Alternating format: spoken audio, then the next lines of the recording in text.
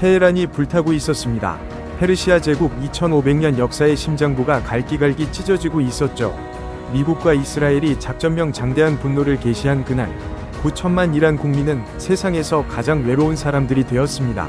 70년 동안 피를 나눈 혈맹이라 불렀던 러시아는 고작 12시간 만에 대사관 철문을 걸어 잠그고 도망쳤죠. 전략적 동반자라는 거창한 이름을 달아주었던 중국은 그보다 더 빨랐습니다. 8시간 만에 국기도 내리지 않은 채 흔적조차 지우지 않고 사라져버린 것이었죠. 수조 원어치 무기를 팔아먹고 석유를 헐값에 빨아들이던 그 오방들이 미사일 한 방에 수십 년 우정을 쓰레기통에 던져버린 셈이었습니다. 버림받은 9천만 명, 폭격의 먼지와 화약 연기가 뒤엉킨 그 지옥 한복판에서 이란 시민들이 미친듯이 찾아 헤맨 나라는 미국도 러시아도 중국도 일본도 아니었습니다. 대한민국이었습니다. 반세기 전 뜨거운 사막의 모래바람 속에서 시작된 숨겨진 무언가가 이 기적같은 순간을 만들어낸 것이었는데 과연 그것이 무엇이었는지는 아직 아무도 모릅니다. 50년 전 모래바람 속에 묻힌 그 비밀을 지금부터 한 겹 한 겹 파헤쳐 보겠습니다. 여러분, 대한민국이 자랑스럽다면 댓글로 응원 한마디 남겨주세요. 구독과 좋아요, 알림 설정까지 해주시면 이런 가슴 뛰는 사연을 가장 먼저 만나보실 수 있습니다. 그럼 바로 시작하겠습니다. 마흐무드 하산은 그날 아침에도 어김없이 새벽 4시에 눈을 떴죠. 라마단 기간이었기에 해가 뜨기 전 새벽 기도를 올려야 했고 70년 넘게 살아오면서 몸에 밴 습관은 어떤 알람 시계보다 정확했죠. 테헤란 대학 역사학과 명예교수, 중동 외교사라는 한 우물을 35년간 파온 학자, 그것이 하산이라는 사람의 이력이었습니다. 테헤란 북부 언덕 위에 자리 잡은 그의 집은 아담했지만 정갈했습니다. 담쟁이 넝쿨이 서쪽 벽면을 타고 올라가 지붕 처마까지 뻗어 있었고 작은 정원에는 아내가 가꾸는 장미 몇 그루가 라마단의 뜨거운 햇살 아래에서도 꿋꿋하게 꽃을 피우고 있었죠. 2층 서재는 하산 교수가 가장 사랑하는 공간이었습니다. 창문을 열면 멀리 엘부르즈 산맥의 만년설이 아침 햇살의 장밋빛으로 물드는 장관이 펼쳐졌고 맑은 날이면 해발 5600m의 다마반드 봉우리까지 한눈에 들어왔습니다. 산맥 위로 떠오르는 아침 해를 바라보며 차 한 잔을 마시는 것이 은퇴 후 그의 유일한 사치였죠. 서재의 벽 내면은 모두 책장으로 덮여 있었습니다. 아랍어, 페르시아어, 영어로 된 두꺼운 학술 서적들이 빼곡하게 꽂혀 있었고 그 사이사이에 35년 연구 생활의 흔적들이 끼워져 있었습니다. 학회 논문집, 사진이 실린 잡지, 수첩에 빼곡하게 적은 메모들, 그리고 그 모든 것들 사이에 유독 빛이 바랜 흑백 사진 한 장이 자그마한 액자에 담겨 책꽂이 한 구석을 차지하고 있었습니다. 사진 속에는 50년 전이 젊은 하산이 서 있었습니다.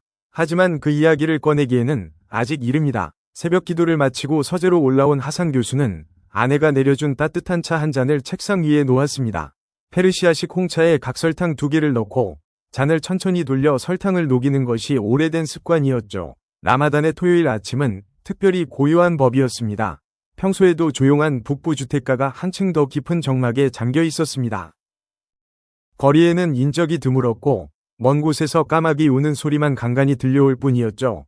개 짖는 소리도, 자동차 경적 소리도, 아이들의 웃음소리도 들리지 않는 이른 아침, 서재 책상 위에 펼쳐놓은 논문 초고 위로 아침 햇살이 비스듬히 쏟아져 들어왔고 찻잔에서 피어오르는 김이 햇살 속에서 춤을 추듯 흩어졌습니다. 창밖에서는 참새 2마리가 정원의 장미가지 위에서 지저귀고 있었습니다. 이것이 폭풍전이 마지막 평화였다는 사실을 하산 교수는 물론이고 9천만 이란 국민 중 그 누구도 알지 못했죠. 오전 10시였습니다. 하산 교수가 논문의 3번째 페이지에서 밑줄을 긋고 여백의 메모를 적으려던 바로 그 순간이었습니다. 먼 곳에서 천둥 같은 소리가 들려왔죠. 깊고 묵직한 대지의 밑바닥에서 울려 퍼지는 듯한 굉음이었죠. 처음에는 정말로 천둥인 줄 알았습니다. 라마단 기간에 비가 오는 것은 축복의 징조라 여겨졌으니 하산 교수는 오히려 반가운 마음으로 창밖을 올려다보았습니다. 그런데 하늘은 구름 한 점 없이 파랬죠. 6월의 맑은 하늘이 끝없이 펼쳐져 있었죠. 이상했습니다. 천둥이 치려면 먹구름이 있어야 하는데 하늘에는 흰 구름 조각 하나 떠 있지 않았으니까요. 그때 2번째 굉음이 울렸습니다. 이번에는 첫 번째보다 훨씬 가까웠고 훨씬 더 날카로웠습니다. 찻잔이 받침 위에서 달그락거리며 흔들렸고 서재벽에 걸린 액자 하나가 비스듬히 기울어졌죠. 책상 위에 펜이 대구르르 굴러 바닥에 떨어졌죠. 3번째, 4번째 폭발음이 연이어 터지더니 이내 셀 수 없이 많은 굉음이 겹쳐져 하나의 거대한 포유가 되었습니다.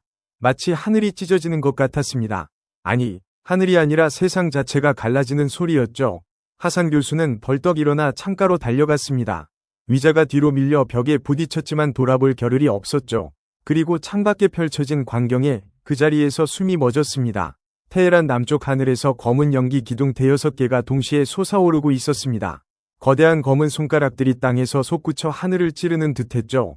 연기 기둥의 밑동에서는 주황빛 화염이 번뜩이고 있었고 그 화염의 빛이 아침 햇살과 뒤섞여 하늘 전체를 기이한 황갈색으로 물들이고 있었습니다. 동쪽에서도 연기가 피어올랐고 서쪽에서도 새로운 폭발이 일어났습니다. 마치 테헤란이라는 도시 전체가 거대한 용광로 속에 던져진 것처럼 사방에서 불과 연기가 치솟고 있었죠. 하산 교수는 35년간 중동의 전쟁사를 연구한 학자였습니다. 이란과 이라크의 8년 전쟁, 걸프전, 이라크전, 시리아 내전, 책 속에서, 논문 속에서, 학회 발표장에서 수없이 다루었던 전쟁의 장면들이 눈앞에서 현실이 되고 있었습니다. 글자로 읽었던 공습이, 사진으로 보았던 폭격이 창문 하나를 사이에 두고 벌어지고 있다는 사실을 받아들이는데 몇 초가 필요했습니다. 하지만 일단 이해하고 나자 온몸의 피가 차갑게 식어버렸죠. 손끝이 저렸고 무릎에 힘이 풀렸고 심장이 갈비뼈 안에서 미친 듯이 요동쳤습니다. 떨리는 손으로 라디오를 켰습니다. 평소 같으면 라마단 특집 코란 낭송이 잔잔하게 흘러나올 시간이었지만 스피커에서 쏟아져 나온 것은 아나운서의 떨리는 목소리였죠. 긴급 속보. 미합 중국과 이스라엘이 이란 이슬람 공화국에 대한 대규모 군사 공격을 개시했다. 작전명 장대한 분노. 전 국민은 즉시 지정된 대피소로 이동하라. 이것은 훈련이 아님을 거듭 반복한다. 아나운서의 목소리가 갈라지고 있었습니다. 방송국 건물 자체가 흔들리고 있는 듯 마이크를 통해 미세한 진동이 전해져 왔죠. 뉴스 원고를 읽는 것이 아니라 살려달라고 비명을 지르는 것에 더 가까운 목소리였습니다. 하산 교수의 손에서 찻잔이 미끄러져 내렸습니다. 뜨거운 차가 바닥에 쏟아지며 갈색 얼룩을 만들었지만 그것을 신경 쓸 겨를은 없었죠. 머릿속에서 50년 전 사막의 기억이 번갯불처럼 스쳐 지나갔지만 그것은 순간일 뿐이었습니다. 또 한 차례의 거대한 폭발이 집 전체를 뒤흔들었고 서재의 유리창에 가느다란 금이 거미줄처럼 번져나갔습니다. 책장에서 책 두어 권이 바닥으로 떨어졌고 벽에 걸린 시계가 멈추었죠. 10시 4분. 시계바늘이 멈춘 그 시각이 하산 교수의 기억에 영원히 새겨졌습니다. 하산 교수가 나중에 알게 된 바에 의하면 그날 미국은 페르시아만에 항공모함 2척을 배치했습니다. 각 항공모함에서 전투기 편대가 연이어 출격했고 보이지 않는 폭격기들이 이란 영공을 은밀히 침투하여 군사시설과 핵 관련 시설에 정밀 유도 미사일을 퍼붓고 있었죠. 이스라엘 공군의 전투기들도 합세하여 이란 서부의 미사일 기지를 동시다발적으로 타격했죠. 이란이 수십 년간 천문학적인 돈을 들여 구축해온 방공망은 보이지 않는 폭격기의 침투를 탐지하지 못했습니다. 러시아에서 사온 최신형 방공체계가 미국의 전자전 공격에 속수무책으로 무력화되고 있었습니다. 수조 원을 주고 산 방패가 종이처럼 뚫린 것이었죠. 이란의 대공 미사일이 허공을 향해 발사되었지만 보이지 않는 적을 향한 그 미사일들은 허무하게 빈 하늘을 가르다 사라졌습니다. 서재 창문 너머로 테헤란의 스카이라인이 무너져 내리고 있었습니다. 남쪽 군사기지 방향에서 피어오르는 검은 연기가 바람을 타고 북쪽으로 밀려왔고 공기 중에 화약 냄새와 탄 플라스틱 냄새가 뒤섞여 코를 찔렀죠. 그 냄새는 서서히 짙어져 목구멍까지 따갑게 만들었죠. 먼 곳에서 사이렌 소리가 들려왔지만 그것도 연이은 폭발음에 금세 삼켜졌습니다. 하산 교수는 아내의 손을 잡았습니다. 아내의 손이 떨리고 있었죠. 아니, 자신의 손이 떨리는 것인지 아내의 손이 떨리는 것인지 분간할 수가 없었습니다. 두 사람의 떨림이 맞닿아 하나가 된 것인지도 모릅니다. 지하실로 내려가야 한다고 말하자 아내가 말없이 고개를 끄덕였습니다. 서재를 나서기 직전 하산 교수의 시선이 책장 사이에 꽂혀있던 빛바랜 흑백 사진 위에 잠깐 머물렀습니다. 1977년 여름 테헤란의 어느 거리에서 찍은 그 사진. 사진 속에는 젊은 하산과 이름 모를 한국 청년의 뒷모습이 흐릿하게 담겨 있었습니다. 그 사진 속 거리에는 지금 이 순간에도 서울이라는 이름이 붙어 있을 터였습니다. 폭탄이 그 거리까지 떨어지지 않았기를 바라며 하산 교수는 서재 문을 닫았죠. 계단을 내려가는 동안에도 폭발음은 멈추지 않았습니다. 한 발, 두 발, 세 발, 네 발째부터는 새는 것을 포기했습니다. 셀 수조차 없을 만큼의 미사일이 이 오래된 도시 위로 쏟아지고 있었으니까요. 아내의 팔을 부축하며 좁은 지하실 계단을 내려갔습니다. 아내가 계단 중간에서 발을 헛디뎌 비틀거렸고 하산 교수가 급히 부축했습니다. 괜찮으냐고 묻자 아내는 대답 대신 남편의 팔을 더 세게 잡았죠. 지하실 문을 닫는 순간 전기가 나갔습니다. 형광등이 깜빡이더니 꺼졌고 칠흑 같은 어둠이 두 사람을 집어삼켰습니다.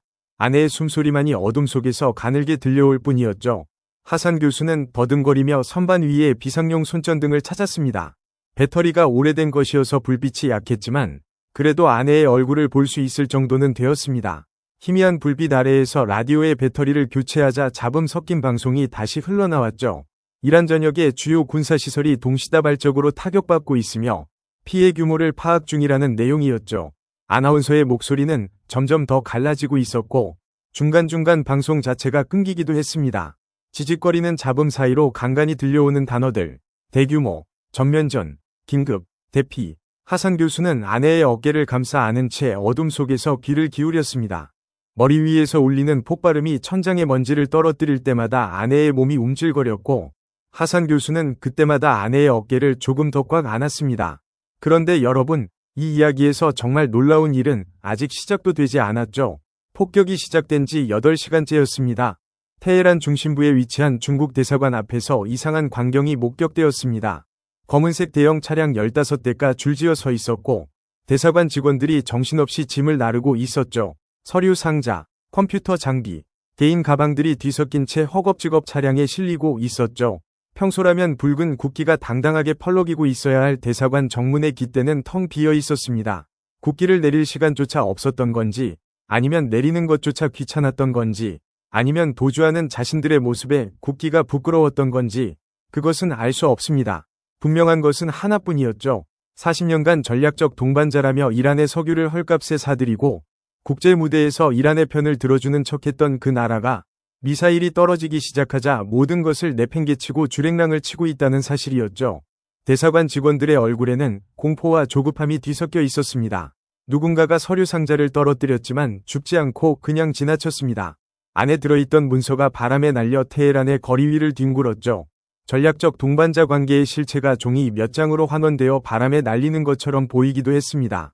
차량 행렬은 급히 테헤란 서쪽의 비상활주로로 향했고 대기하고 있던 군용 수송기에 올라타 이란 영공을 벗어났습니다. 전략적 동반자라는 이름은 그렇게 8시간 만에 휴지 조각이 되어버린 것이죠. 아니, 휴지 조각은 적어도 쓸모가 있었지만 그 이름은 쓸모조차 없이 증발해버린 셈이었습니다. 러시아는 그보다 4시간 더 버텼습니다. 하지만 그것은 70년 혈맹의 위리 때문이 아니었죠. 파기해야 할 기밀 문서가 더 많아서 시간이 걸렸을 뿐이었죠. 러시아 대사관에서는 밤새 문서 파쇄기가 쉴 새 없이 돌아갔습니다. 2대의 파쇄기가 교대로 가동되었고 파쇄기만으로는 처리할 수 없는 양의 문서는 대사관 뒤뜰에서 불에 태워졌습니다. 한밤중에도 뒤뜰에서 피어오르는 주황빛 불길이 이웃집 창문에 비쳤죠. 서류를 태우는 불빛과 미사일이 터지는 섬광이 뒤섞여 테헤란의 밤하늘은 기이한 빛으로 물들어 있었죠. 새벽 무렵 러시아 대사관의 불도 꺼졌습니다. 마지막으로 나온 직원이 정문에 자물쇠를 채우고 검은색 차량에 올라탔습니다. 70년간 형제의 나라라 불렀던 대사관 건물은 텅 빈 껍데기만 남았고 정문에는 녹슨 자물쇠 하나만 덩그러니 걸려 있었죠. 이란의 수조 원어치 전투기와 미사일과 방공체계를 팔아먹고 유엔 안전보장이사회에서 거부권을 행사해주겠다며 든든한 뒷배를 자처하던 그 나라가 막상 미국의 폭격기가 날아오자 12시간 만에 도주해버린 것이었습니다. 팔아먹은 무기의 보증서는 챙기지 않고 간 것이 분명했습니다. 하산 교수가 그 소식을 접한 것은 다음날 오후였죠. 지하실에서 이틀째 밤을 보내고 있던 그에게 이웃집 남자가 가져다 준 것은 반쯤 찢어진 신문 한 장이었습니다. 인쇄가 흐릿하고 종이가 구겨져 있었지만 읽을 수는 있었습니다. 비상인쇄된 그 얇게 얇은 신문의 일면에는 단 4글자가 찍혀 있었죠. 오방이 떠났다. 하산 교수는 그 4글자를 읽는데 아주 오랜 시간이 걸렸습니다. 글자를 모르는 것이 아니었습니다. 그 글자가 담고 있는 현실의 무게를 견뎌내는데 시간이 필요했던 것이죠. 하산 교수는 35년간 중동 외교사를 연구한 학자였습니다. 그래서 누구보다 냉정하게, 누구보다 정확하게 알고 있었습니다. 러시아가 이란에 판 것은 우정이 아니라 무기였다는 사실을 말입니다. 수십 년에 걸쳐 수조 원어치 전투기를 팔고 미사일 기술을 이전하고 방공 시스템을 구축해주면서 러시아는 이란의 가장 믿음직한 동맹으로 자리매김했습니다. 이란은 러시아를 혈맹이라 불렀고 러시아는 이란을 전략적 파트너라 불렀습니다. 하지만 하산 교수의 분석은 감상을 허락하지 않았죠. 러시아가 이란에 팔았던 방공체계의 실질적 성능은 미국의 최신 폭격기를 탐지하기에 턱없이 부족한 수준이었고, 러시아는 그 사실을 처음부터 알고 있었습니다. 미국의 폭격기가 러시아제 방공망을 뚫을 수 있다는 것을 러시아 자신이 가장 잘 알고 있었죠. 그런데도 판 것이었습니다. 이란이 미국과 충분히 대치할 수 있을 만큼만 무장시켜서 중동의 긴장 상태를 유지하고 그 긴장 속에서 무기를 계속 팔아먹는 것이 러시아의 진짜 전략이었던 셈이었습니다. 이란은 동맹이 아니라 고객이었고 우정이 아니라 거래였죠. 미사일이 떨어지는 순간 그 거래의 본질이 적나라하게 드러난 것뿐이었죠. 방패를 팔아놓고 그 방패가 뚫릴 때 도망가는 장사꾼. 그것이 70년 혈맹의 실체였습니다. 중국은 러시아보다 더 교묘했습니다. 40년간 이란의 석유를 국제 시세보다 30%에서 40%가량 낮은 가격에 사들이면서 전략적 동반자라는 그럴듯한 이름을 붙여주었죠. 이란이 미국의 경제 제재로 다른 나라의 석유를 마음대로 팔 수 없게 되자 중국은 이란의 거의 유일한 대량 구매자가 되었습니다. 구매자가 하나뿐인 시장에서 가격 결정권은 당연히 사는 쪽에 있었습니다. 이란은 석유를 팔 곳이 중국밖에 없었고 중국은 그것을 정확하게 알면서도 가격을 깎고 또 깎았죠. 이란이 항의하면 고개를 갸우뚱하며 되물었죠. 우리 말고 다른 곳에 팔 수 있느냐고. 그 한마디 앞에서 이란은 매번 침묵할 수밖에 없었습니다. 그러면서도 중국은 국제 무대에서 이란의 편을 드는 척했습니다. 유엔에서 이란 제재안이 올라올 때마다 반대표를 던지거나 최소한 기권을 해주었죠. 하지만 그 대가는 이란의 석유였습니다. 정치적 지지라는 포장지 안에 할인 쿠폰이 들어있었던 것이나 다름없었습니다. 미사일이 떨어지는 순간 전략적 동반자라는 이름은 그 정체를 드러냈죠. 할인 쿠폰의 유효기간이 만료된 것이었죠. 이란 시민들의 반응은 뜻밖이었습니다. 분노가 아니었죠. 체념이었죠. 테헤란 남부의 오래된 재래시장 바자르에서 30년 넘게 양탄자 가게를 운영해온 60대 상인은 무너진 가게 처마 밑에 주저앉아 이렇게 말했습니다. 결국 우리 기름만 노린 거였지. 라고요.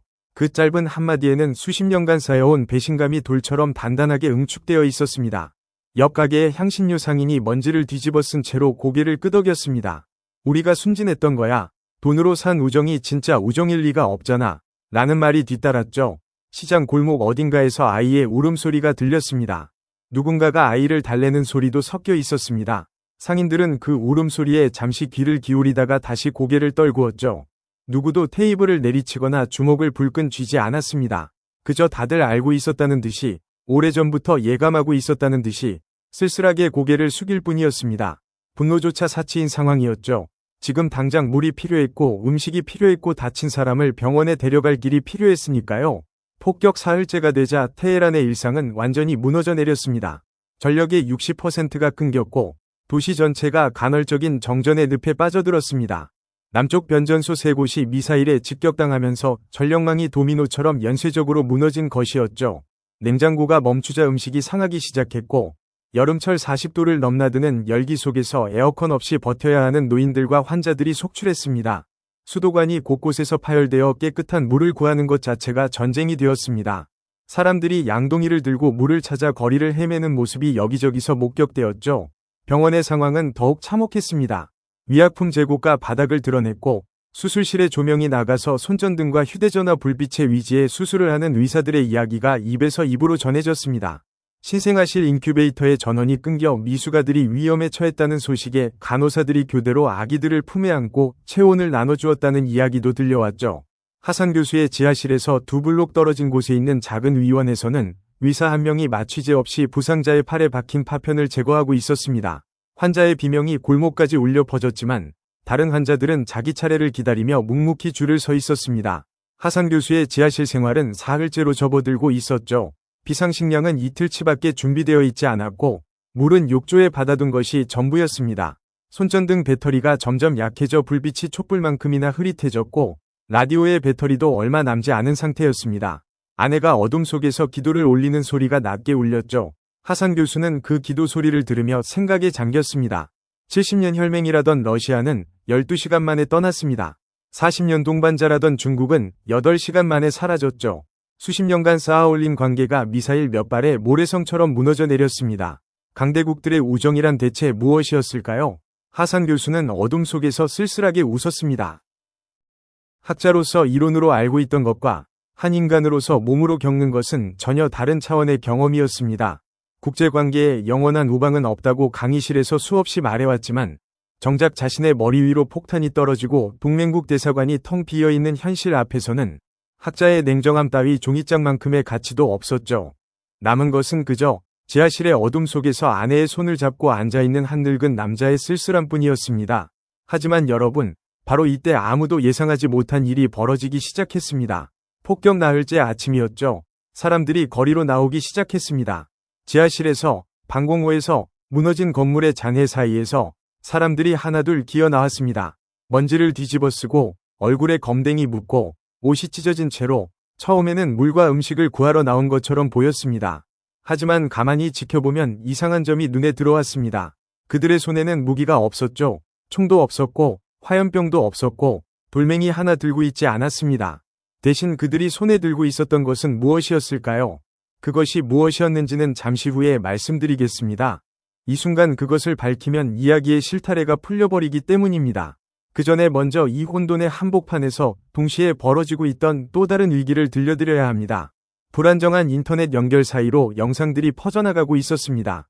전력이 끊기고 통신탑이 파괴되었지만 간헐적으로 살아나는 이동통신망을 통해 누군가가 휴대전화로 찍은 흔들리는 영상이 전 세계로 송출되었습니다.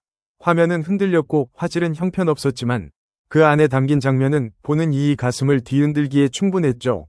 거리로 쏟아져 나온 이란 시민들, 미사일이 언제 떨어질지 모르는 하늘 아래 서서 무언가를 외치고 있는 사람들, 영상의 연결이 끊겼다가 다시 붙고 화면이 멈췄다가 다시 움직이고 음성이 깨졌다가 다시 들리는 불안정한 조각들이었지만 전 세계 사람들은 그 끊어진 조각들을 이어 붙여가며 테헤란에서 무슨 일이 벌어지고 있는지를 파악해 나가고 있었습니다. 동시에 이란 내부에서는 외부의 폭격보다 더 소름 돋는 움직임이 감지되고 있었습니다. 이란 혁명수비대의 강경파가 움직이기 시작한 것이었죠. 그런데 놀라운 것은 그들의 총구가 향하고 있는 곳이었습니다. 하늘에서 미사일을 퍼붓고 있는 미국과 이스라엘을 향한 것이 아니었습니다. 거리로 쏟아져 나온 자국민을 향해 총구를 돌리고 있었던 것입니다. 40년 넘게 이란을 지배해온 체제에게 외부의 적보다 더 무서운 것은 언제나 내부의 각성이었습니다. 미사일은 건물을 무너뜨리지만 깨어난 시민의 목소리는 체제를 무너뜨릴 수 있으니까요. 역사 속에서 수많은 독재 정권이 외부의 침략보다 내부의 봉기에 의해 무너졌다는 사실을 그들은 너무나 잘 알고 있었습니다. 최고 지도자 하메네이의 생사가 불분명하다는 소문이 바람처럼 퍼지기 시작했습니다. 지하 벙커로 대피했다는 이야기도 있었고 폭격 초기에 이미 사망했다는 주장도 있었고 이란을 탈출하여 러시아로 향했다는 황당한 루머까지 돌았죠. 확인할 방법은 없었습니다. 국영방송은 폭격으로 송출이 끊긴 상태였고 정부 대변인의 성명도 이틀째 발표되지 않고 있었습니다. 대통령의 행방도 묘연했고 국회의장도 연락이 두절된 상태였죠. 권력의 중심부가 텅 비어 있었습니다. 나라의 최고 지도자가 어디에 있는지조차 알 수 없는 상황. 그것은 9천만 국민에게 두 번째 버림받음이었습니다. 첫 번째는 외국에 의한 것이었고 두 번째는 자국 지도부에 의한 것이었죠. 혁명수비대 내부에서도 균열이 벌어지고 있었습니다. 끝까지 항전하겠다는 강경파와 이미 승산이 없으니 휴전 협상을 시작해야 한다는 현실파 사이의 갈등이 급속도로 깊어지고 있었습니다. 지휘계통이 혼란에 빠지면서 일선 부대에서는 서로 모순되는 명령이 내려오기도 했죠. 한쪽에서는 시민들을 해산시키라는 명령이 내려오고 다른 쪽에서는 시민들과 충돌하지 말라는 지시가 전달되었습니다. 사령부마다 다른 소리를 하고 있었고 그 혼란 속에서 일선 병사들은 누구의 말을 따라야 할지 몰라 우왕좌왕하고 있었습니다. 그럼에도 불구하고 사람들은 멈추지 않았죠. 거리로 나온 시민들의 수는 시간이 갈수록 늘어만 갔습니다. 처음에는 한 골목에 수십 명이었던 것이 수백 명이 되었고 골목과 골목이 합류하면서 수천 명이 물결이 되었습니다. 테헤란뿐만이 아니었죠. 이스파한에서, 시라즈에서, 타브리즈에서, 마슈아드에서, 이란 전국의 도시에서 사람들이 거리로 나오고 있다는 소식이 들려왔습니다. 그들 사이에서 한 문장이 들불처럼 퍼져나가고 있었습니다. 어차피 죽을 수 있다면 침묵 속에서 죽느니 목소리를 내며 죽겠다. 누가 처음 한 말인지는 알 수 없었습니다. 어느 거리에서 시작되었는지도 모릅니다. 입에서 입으로, 골목에서 골목으로, 지하실에서 거리로, 도시에서 도시로 번져나간 그 한 문장이 두려움에 짓눌려 있던 사람들의 등을 떠밀었습니다. 혁명수비대가 최루탄을 쏘았습니다. 매캐한 연기가 골목을 가득 채웠고 눈물을 흘리며 주저앉는 사람들이 있었죠. 20대 대학생이 물에 적신 천으로 코와 입을 막고 다시 일어섰습니다. 고무탄이 날아왔습니다. 허벅지에 맞아 쓰러진 젊은이를 옆에 있던 중년 남성이 부축해 일으켰죠. 이름도 모르는 두 사람이었지만 서로의 어깨에 위지한 채 다시 앞으로 나아갔습니다. 시위대는 흩어지지 않았습니다. 오히려 최루탄이 터질 때마다 뒤쪽에서 더 많은 사람들이 밀려나왔죠. 겁을 먹고 물러서는 사람이 있으면 그보다 2배, 3배 더 많은 사람이 빈자리를 메웠습니다. 40년간 쌓인 이야기들이 있었습니다. 40년간 참아온 눈물들이 있었죠. 속으로 삼킨 분노가 있었고, 몰래 흘린 눈물이 있었고, 입 밖으로 꺼내지 못한 말들이 있었습니다. 그 모든 것이 폭격이라는 극한 상황을 만나 마침내 터져나오고 있었습니다. 미사일이 하늘에서 떨어지고 있는 바로 그 순간에 사람들은 오히려 땅 위로 올라왔죠. 죽음이 머리 위를 날고 있는 바로 그 순간에 침묵 대신 목소리를 선택한 것이었습니다. 하산 교수도 지하실에서 올라왔습니다. 아내가 팔을 붙잡고 말렸지만 가지 않을 수 없었죠. 70년을 살아온 늙은 다리가 계단을 오르며 떨렸지만 학자의 본능이 역사의 목격자가 되어야 한다는 의무감이 그 떨리는 다리를 한 계단 한 계단 위로 끌어올렸습니다. 거리에 나서자 폭격의 열기와 먼지가 온몸을 감쌌습니다. 멀리서 또 한 차례 폭발음이 울렸지만 거리의 사람들은 더 이상 움츠러들지 않았죠. 거리에서 하산 교수가 본 것은 분노도 절망도 아닌 기이한 결연함이었습니다. 폭격으로 반쯤 무너진 건물의 잔해 위에 서서 목청을 높이는 젊은이들. 흙먼지 뒤집어 쓴 얼굴에 눈물 자국이 선명하지만 눈빛은 흔들리지 않는 중년의 여인들. 지팡이에 위지한 채 한 발 한 발 내딛는 노인들. 아이를 아는 젊은 어머니들까지. 온갖 나이, 온갖 모습의 사람들이 거리를 채우고 있었습니다. 그리고 그들이 손에 들고 있었던 그것, 그 수수께끼의 답을 찾으려면 우리는 시간을 거슬러 올라가야 합니다. 1977년으로, 지금으로부터 반세기 전 여름으로 말입니다. 1977년 6월의 테헤란은 뜨거웠습니다. 섭씨 40도를 가뿐히 넘나드는 열기가 아스팔트 위에서 아지랑이를 피워 올리고 있었죠. 도로에 뿌린 물이 닿기도 전에 증발해 버릴 만큼의 열기였습니다. 하지만 그날 테헤란 북부의 바나크 지구에는 기온계로 잴 수 없는 전혀 다른 종류의 뜨거움이 감돌고 있었습니다. 거리 양쪽에 가로등의 깃발 2개가 나란히 걸려 있었죠. 하나는 초록색과 흰색과 빨간색이 가로줄로 누운 이란의 국기였고, 다른 하나는 흰 바탕에 빨간색과 파란색이 원을 이루고 네 모서리에 검은 괴가 그려진 낯선 깃발이었습니다. 태극기. 지구 반대편, 동아시아의 작은 반도 국가에서 날아온 그 깃발이 페르시아의 뜨거운 바람에 펄럭이고 있었죠. 그날은 거리 명명식이 열리는 날이었습니다.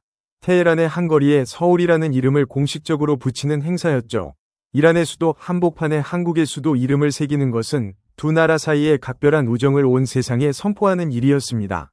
식장에는 관계자들이 몰려들었습니다. 골람레자 니크페이 테헤란 시장과 구자춘 서울시장이 나란히 서서 악수를 나누었고, 양국의 외교관들과 정부 관계자들이 박수를 보냈죠.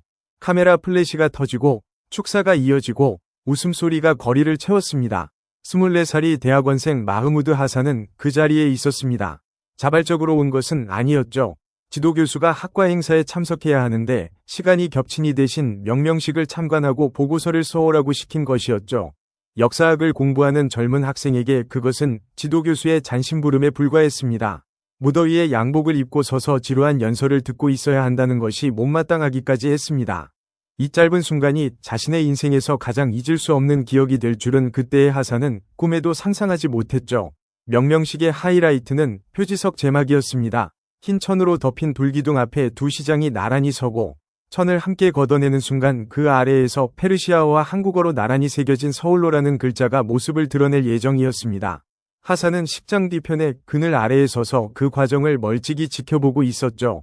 한시라도 빨리 끝나고 서늘한 도서관으로 돌아가고 싶은 마음뿐이었죠. 그런데 그때 시야의 한쪽 구석에서 한 남자가 눈에 들어왔습니다. 표지석 옆에서 천을 걷어내는 준비 작업을 하고 있던 한 젊은이였습니다. 그 남자는 식장의 다른 모든 사람들과 확연히 달랐죠. 양복을 빳빳하게 차려입은 외교관들, 넥타이를 매고 머리를 단정하게 빗어 넘긴 정부 관계자들, 반짝이는 구두를 신은 기업인들 사이에서 그 남자는 땀에 절어등에 짝 달라붙은 회색 작업복을 입고 있었습니다. 얼굴은 사막의 자외선에 새까맣게 그을려 있었고 이마에서 줄줄 흘러내리는 땀을 연신 소매로 닦아내고 있었습니다. 작업화에는 시멘트 가루가 하얗게 묻어 있었고 바짓단은 흙으로 얼룩져 있었죠. 마치 건설 현장에서 곧바로 달려온 것 같은 차림이었습니다. 하산이 그에게 다가간 것은 순전히 호기심 때문이었습니다. 격식을 차린 식장에 왜 저런 차림의 사람이 있는 걸까 하는 단순한 궁금증이었죠. 가까이 가서 보니 그 남자의 손이 가장 먼저 눈에 들어왔습니다. 그 손을 보는 순간 하산은 발걸음을 멈추었습니다. 굳은 살이 두껍게 박인 손바닥 전체가 단단한 살갗으로 덮여 있어 마치 가죽장갑을 낀 것 같았습니다. 시멘트 가루가 손톱 밑에까지 깊이 끼어 있는 손가락들. 아무리 씻어도 빠지지 않을 만큼 오랫동안 시멘트와 모래와 철근을 만져온 손이었습니다. 자외선에 벌겋게 탄 손등에는 작은 흉터들이 여기저기 나 있었고 관절마다 굳은 살이 볼록하게 솟아 있었습니다. 그것은 서류를 만지는 손이 아니었죠. 펜을 쥐는 손이 아니었습니다. 철근을 잡고 시멘트를 바르고 벽돌을 나르고 삽을 쥐고 망치를 내리치는 손이었습니다. 하산은 서투른 영어로 말을 걸었죠. 여기 뭐라고 써 있는지 아세요? 라고 표지석을 가리키며 물었습니다. 한국 청년은 잠시 고개를 들어 표지석의 페르시아어 글자를 올려다보았습니다. 당연히 읽을 수 없었겠죠. 잠시 후 고개를 저으며 대답했습니다. 모릅니다. 라고요. 그런데 곧이어 그의 그을린 얼굴에 환한 미소가 번졌습니다. 하지만 우리나라 이름이 이 먼 곳에 새겨진다는 게 그게 좋습니다. 라는 말이 이어졌습니다. 서툰 영어였고 발음도 정확하지 않았지만 그 말에 담긴 감정은 또렷했죠. 그 순간 하산은 가슴 한구석이 묘하게 뭉클해지는 것을 느꼈습니다. 이 청년은 자기가 내리고 있는 표지석에 무슨 글자가 적혀 있는지도 모르면서 다만 자기 나라의 이름이 머나먼 타국의 거리에 새겨진다는 사실 하나만으로 행복해하고 있었습니다. 그 순수한 자부심, 그 소박한 기쁨, 가진 것 없는 사람이 유일하게 가슴에 품고 있는 나라에 대한 사랑. 그것이 24살 대학원생의 기억에 작은 모처럼 박혔습니다. 빼려 해도 빠지지 않는, 세월이 지나도 녹슬지 않는 못이었습니다. 하산은 물었죠. 여기서 무슨 일을 하느냐고요? 청년은 건설 현장에서 일하고 있다고 대답했습니다. 도로를 깔고 건물을 올리는 일이라고요. 오늘은 명명식이 있어서 표지석 설치를 도우러 왔다고 덧붙였습니다. 그리고는 더 이상 말을 잇지 않고 다시 표지석 쪽으로 돌아가 묵묵히 일을 계속했습니다. 하산은 한참 동안 그 청년의 뒷모습을 바라보았죠. 땀에 젖어 등에 달라붙은 작업복, 햇볕 아래에서 구부정하게 숙인 등 쉬지 않고 움직이는 굳은 살 박인 두 손. 그 모습은 식장의 화려한 연설이나 카메라 플래시보다, 두 시장의 악수보다, 그 어떤 축사의 미사여구보다 훨씬 오래, 훨씬 깊이 기억에 남게 될 장면이었습니다. 하지만 그때의 하산은 그것을 알지 못했습니다. 50년이 지난 뒤에야 비로소 깨달은 것이었죠. 그 청년의 손이야말로 두 나라 사이에 놓인 가장 단단한 다리였다는 것을요. 그날 하산이 알지 못했던 사실이 하나 더 있었습니다. 그 한국 청년은 테헤란에 와 있던 2만여 명이 한국 건설 근로자 중 한 명이었다는 것입니다. 1970년대 한국에서 이란으로 건너간 건설 근로자의 수는 무려 2만 명에 달했습니다. 당시 한국은 가난했습니다. 1인당 국민소득이 아프리카 최빈국 수준에도 미치지 못하던 시절이었죠. 보릿고개라는 말이 비유가 아니라 현실이었던 시대. 한 끼를 먹기 위해 산에서 나무를 캐고 강에서 조개를 줍던 시대. 그 시대의 젊은이들에게 중동의 건설 현장은 가족을 먹여 살릴 수 있는 유일한 기회였습니다. 고향에 두고 온 아내와 갓난아이의 얼굴을 가슴에 품고 비행기를 한 번도 타보지 못한 청년들이 생전 처음 여권을 만들어 지구 반대편의 사막으로 날아갔습니다. 섭씨 60도에 육박하는 열사의 모래바람 속에서 하루 10시간씩 한 달에 2번만 쉬며 일했죠. 아침 해가 뜨기 전에 현장에 나가고 저녁 해가 진 뒤에야 숙소로 돌아왔습니다. 점심에는 현장 한 구석의 그늘 아래에서 도시락을 먹었는데 밥알이 모래가루와 섞여 사각거리는 것이 일상이었습니다. 손에는 물집이 잡혔다가 터지고 터진 자리에 다시 물집이 잡혔다가 또 터지고 그것이 반복되다 보면 어느새 굳은 살이 되었죠. 고향에 두고 온 아내에게 편지를 쓰려 해도 굳은 살 박인 손가락이 펜을 제대로 잡지 못해 글씨가 삐뚤빼뚤해지곤 했습니다. 부어오른 손을 찬물에 담그며 이를 악물고 시멘트를 날랐습니다. 그 시멘트가 도로가 되고 건물이 되고 다리가 되고 테헤란이라는 도시의 일부가 되어간 것이었죠. 그런데 여기서 한 가지 놀라운 차이가 있었습니다. 유럽과 미국의 건설 기업들도 그 시절 이란에 대거 진출해 있었습니다. 하지만 그들의 방식은 한국과 완전히 달랐죠. 서방 기업의 관리자들은 에어컨이 윙윙거리는 시원한 사무실에 앉아 도면 위에 빨간 선을 긋며 명령을 내렸습니다. 현장에 나오는 일은 드물었고 나오더라도 양복 차림에 선글라스를 끼고 자동차에서 내려 잠깐 둘러보다 돌아가는 것이 전부였죠. 이란인 인부들은 60도의 떼약볕 아래서 삽을 들고 땀을 흘리고 서방 기업의 관리자들은 냉방이 잘 되는 사무실에서 서류를 넘기며 커피를 마셨습니다. 명령하는 자와 일하는 자, 지시하는 손과 삽을 쥔 손, 그 사이에는 건널 수 없는 강이 흐르고 있었습니다. 한국인들은 달랐습니다. 완전히 달랐죠. 한국 건설 근로자들은 일한인 인부들과 같은 햇볕 아래 나란히 서서 같은 먼지를 뒤집어쓰며 일했습니다. 점심시간에는 같은 그늘 아래 옹기종기 앉아 각자의 도시락을 꺼내 먹었고, 한국인이 김치를 내밀면 이란인이 양고기 케밥을 내미는 식의 소박한 교환이 이루어졌습니다. 쉬는 시간에는 서로의 말을 몰라도 몸짓과 표정으로 농담을 주고받았고, 통하지 않는 농담에도 함께 웃었죠. 한국인 현장 감독이 양복 대신 작업복을 입고 삽을 들고 직접 구덩이에 뛰어드는 모습에 이란인 인부들은 처음에 눈이 휘둥그레졌습니다. 감독이 직접 삽질을 하는 나라가 세상에 있다니. 그들에게는 생전 처음 보는 광경이었으니까요. 착취가 아닌 공존이었습니다. 수탈이 아닌 동행이었습니다. 위에서 내려다보며 명령하는 관계가 아니라 나란히 서서 함께 땀을 흘리는 관계. 그것이 한국인들이 이란 땅에서 보여준 방식이었습니다. 이란 사람들은 그 차이를 몸으로, 피부로, 뼈로 느꼈습니다. 서방 기업이 돈을 주고 간 뒤에 남는 것은 청구서뿐이었지만 한국인들이 떠난 뒤에 남는 것은 함께 흘린 땀의 기억이었죠. 그 기억은 도로 위에, 건물 벽에, 다리의 교각에, 그리고 무엇보다 사람들의 마음속에 새겨졌습니다.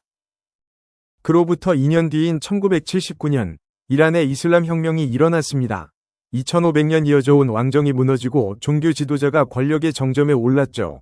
새 정부는 과거 왕정의 흔적을 남김없이 지우겠다는 의지로 테헤란의 거리 이름을 대대적으로 바꾸기 시작했습니다. 서방 국가의 이름이 붙은 거리는 가장 먼저 새 이름을 받았습니다. 혁명 영웅의 이름이, 종교 지도자의 이름이, 반제국주의 투사의 이름이 그 자리를 채웠죠. 런던로가 사라졌습니다. 파리로가 지워졌습니다. 뉴욕로는 흔적도 없이 없어졌죠. 서방의 이름이 붙은 거리는 하나도 남김없이 역사 속으로 사라졌습니다. 그런데 서울로만은 살아남았습니다. 이것은 기적에 가까운 일이었죠. 명명식의 주인공이었던 골람레자 니크페이 테헤란 시장은 혁명 후 반혁명 인사로 분류되었습니다.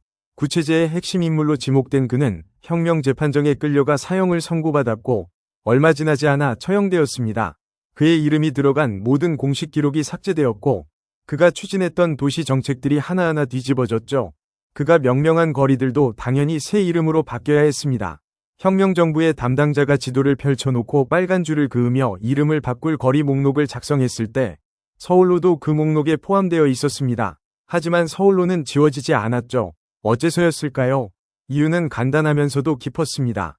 서울로 주변에 사는 주민들이 이름 변경에 강력하게 반대하고 나선 것이었습니다.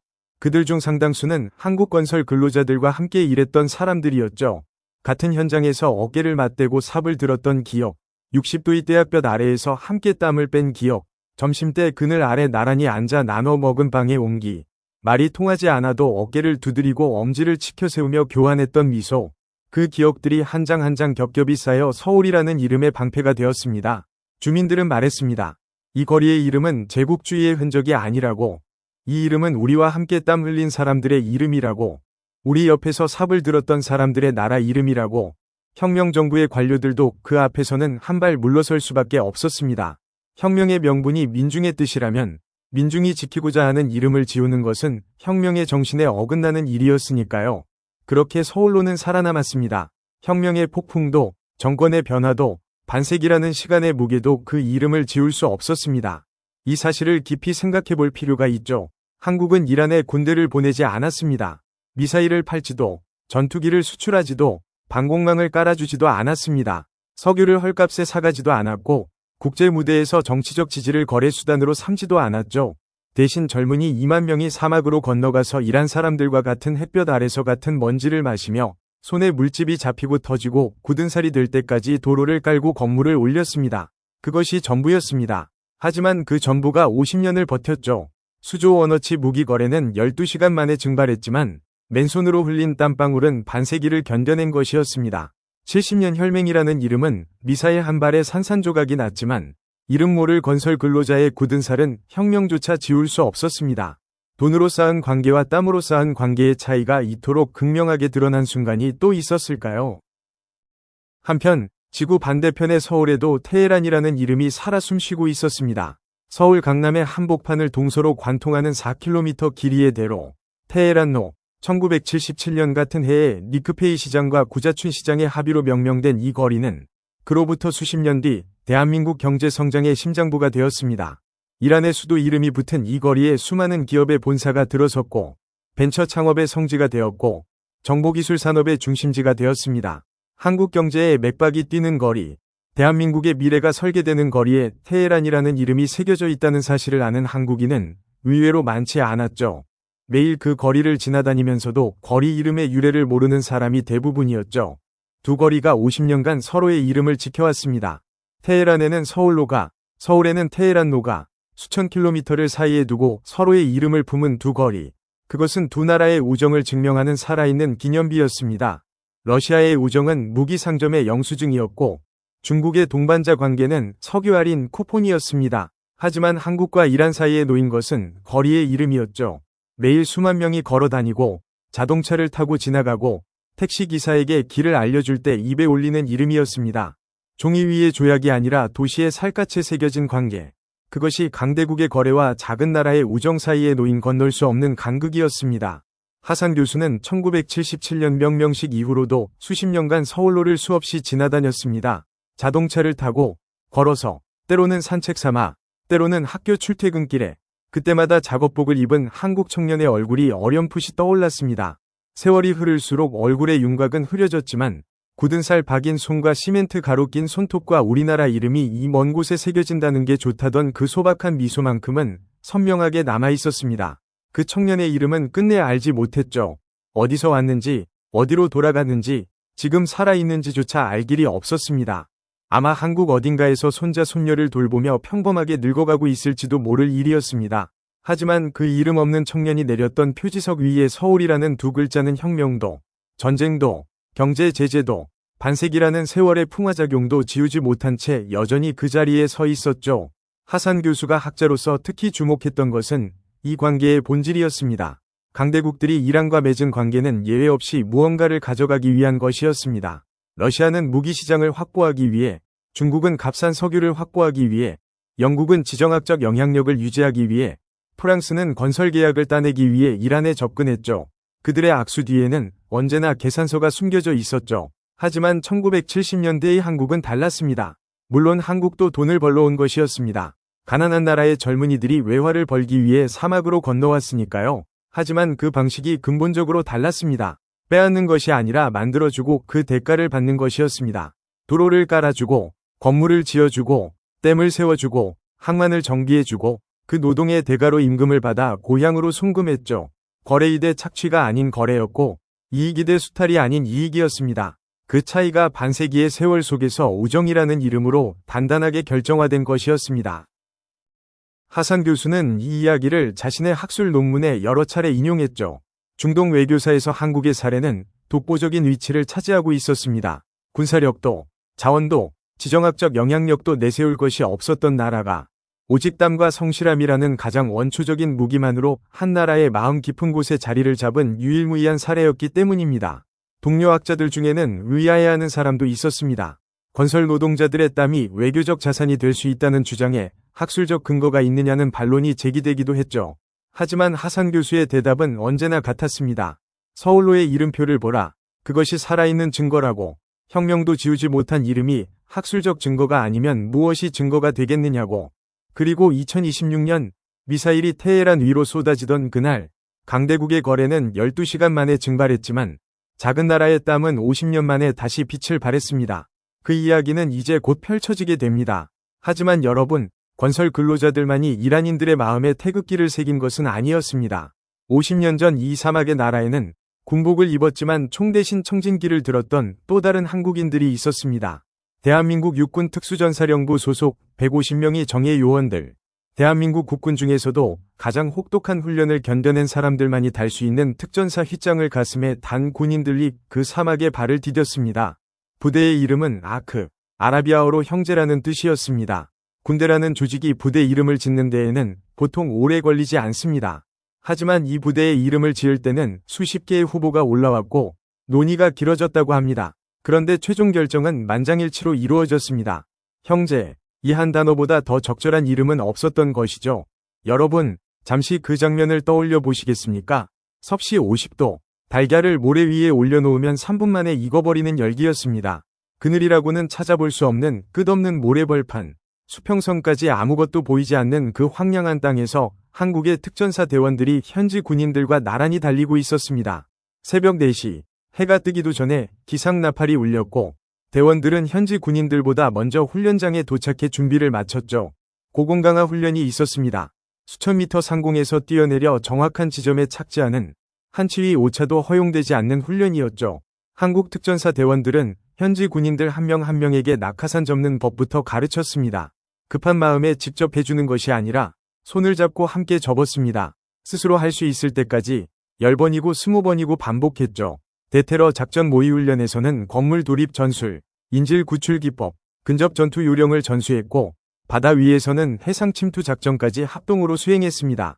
한국의 특전사가 현지 군인 한 명 한 명을 정예 요원으로 길러내고 있었던 것이죠. 단순히 기술을 전달하는 것이 아니었습니다. 함께 뛰고, 함께 구르고, 함께 쓰러지고, 함께 일어서는 과정을 통해 전우회를 만들어가고 있었습니다. 그런데 여기서 한 가지 짚고 넘어가야 할 것이 있죠. 미국은 중동에 어마어마한 양의 무기를 팔았습니다. 최첨단 전투기, 미사일 방어체계, 정밀 유도 폭탄, 무인 정찰기까지 카탈로그만 수백 쪽에 달하는 무기 목록을 펼쳐놓고 원하는 것은 무엇이든 사라고 했습니다. 그러나 정작 그 무기를 제대로 다루는 법은 가르치지 않았죠. 왜였을까요? 이유는 단순했습니다. 현지 군대가 스스로 강해지면 더 이상 무기를 사지 않을 테니까요. 위존을 만들어야 장사가 계속되는 법이었습니다. 매년 새 모델을 출시하고 이전 모델의 부품 공급을 끊고 업그레이드 비용을 청구하는 것, 그것이 미국식 군사동맹의 본질이었습니다. 무기를 팔되 자립은 허용하지 않는 영리하지만 냉혹한 장사였던 것이죠. 한국은 완전히 다른 길을 택했습니다. 무기를 팔기 전에 먼저 사람을 보낸 것입니다. 아크부대원들은 새벽 4시부터 현지 군인들과 함께 모래밭을 굴렀고 낮에는 전술 교범을 펼쳐놓고 머리를 맞대었으며 밤에는 야간 침투 훈련을 지도했습니다. 쉬는 시간에는 현지 군인들에게 한국어를 가르쳐주기도 했고 현지 군인들은 아랍어 인사말을 한국 대원들에게 알려주었습니다.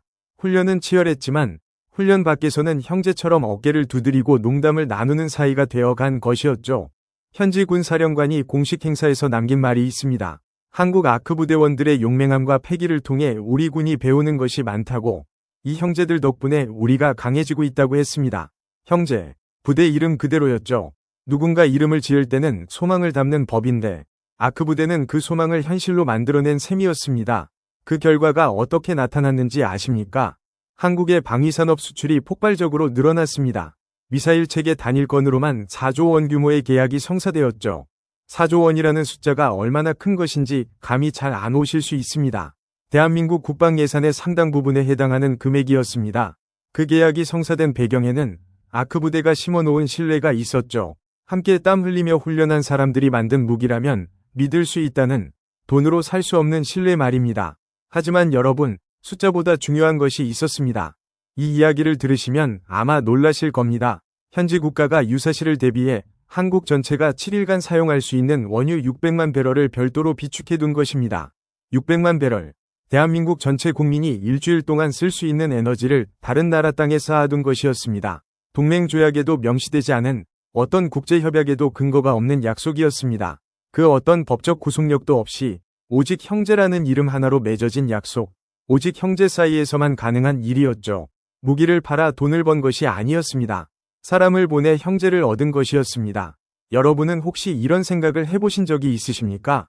왜 어떤 관계는 위기 앞에서 무너지고 어떤 관계는 위기 앞에서 더 단단해지는지. 러시아와 이란의 70년 동맹은 미사일 한 발에 증발했습니다. 중국과 이란의 전략적 동반자 관계는 폭격 개시 8시간 만에 휴지 조각이 되었습니다. 수조 원의 무기 거래, 수십 년의 정상 외교, 수백 건의 협정서, 그 모든 것이 한순간에 위미를 잃었습니다. 하지만 한국과 중동 사이에는 협정서 한 장 없이도, 정상회담 한 번 없이도 사막에서 함께 흘린 땀방울 하나가 반세기를 버텨냈습니다. 그 차이는 하늘과 땅만큼이나 큰 것이었고 50년이 지난 뒤에는 더더욱 선명하게 드러나게 됩니다. 하지만 여러분, 아크부대만이 전부가 아니었습니다. 중동의 상처 한가운데에서 전혀 다른 방식으로 한국이라는 이름을 새긴 부대가 또 있었습니다. 동명부대, 동쪽에서 온 밝은 빛이라는 뜻을 지닌 이 부대의 이야기는 아크부대와는 전혀 결이 달랐죠.